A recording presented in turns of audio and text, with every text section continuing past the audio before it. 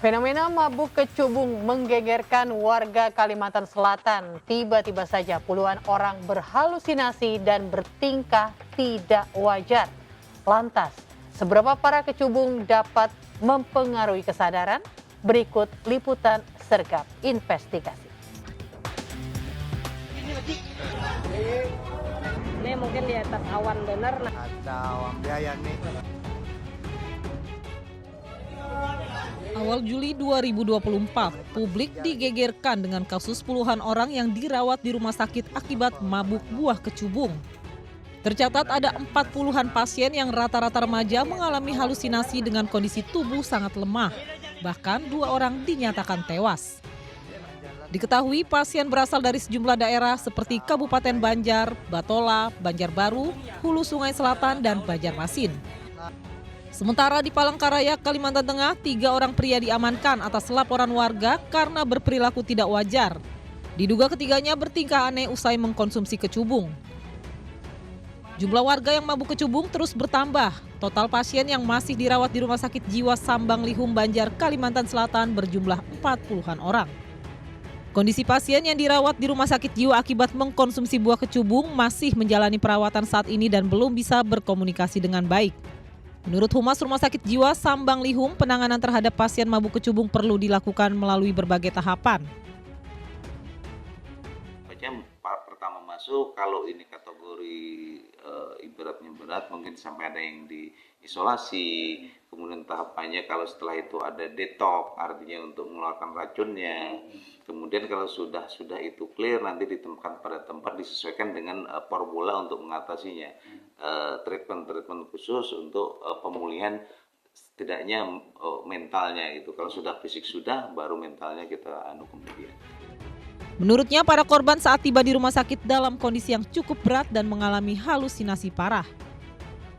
Itu kalau sampai ke sini, karena kita ini rujukan akhir ya dari beberapa rumah sakit sebelumnya yang ditolak ke sini, itu ada yang termasuk sudah agak berat ya.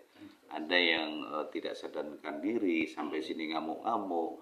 Kemudian bahkan ada yang ulun sampaikan sebelumnya, ada yang meninggal dunia 2 orang. Tapi yang jelas efeknya tuh halusinasi yang berlebihan gitu.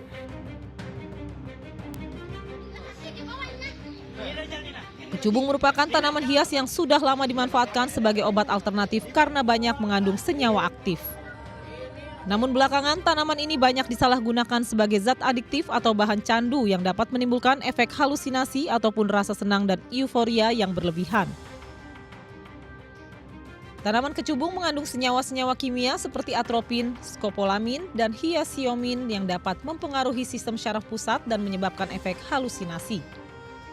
Sementara polisi mengungkapkan bahwa kasus mabuk kecubung masih perlu diselidiki lebih lanjut.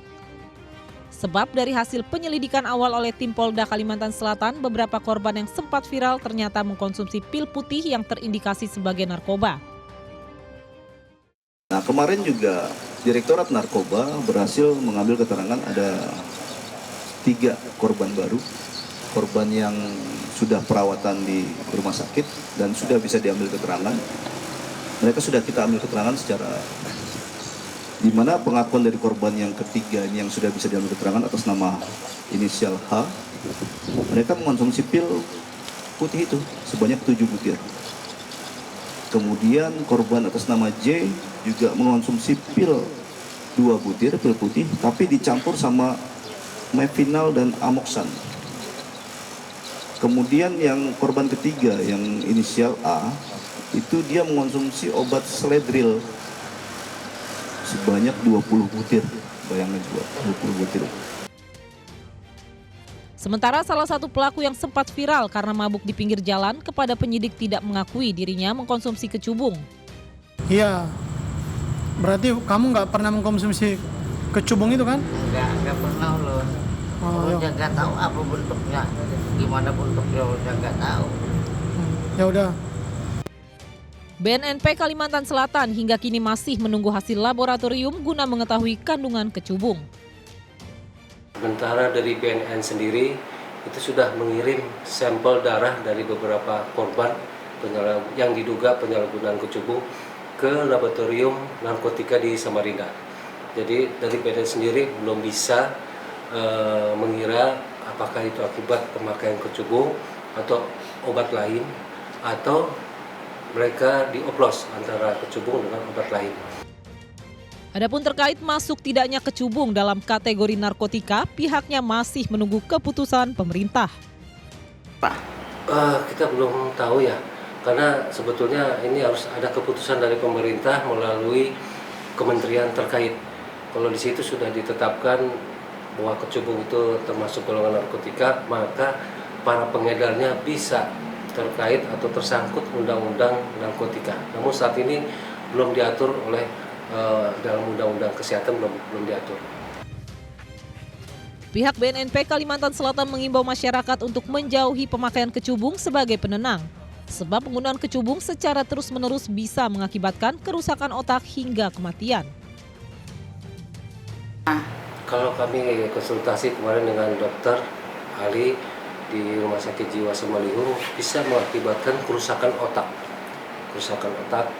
Bahkan dari halusinasi ini bisa menyebabkan kematian. Untuk masyarakat kita himbau menjauhilah atau jauhilah daripada pemakaian kecubung untuk saat ini, karena sudah banyak korban. Kalaupun ada, tolong disingkirkan atau dicabut atau dimusnahkan. Siapa tahu ada anak muda atau ya saudara-saudara kita melihat ada contoh kasus seperti ini, ada yang ingin mencoba-coba. Oleh karena itu jauhilah tanaman ini.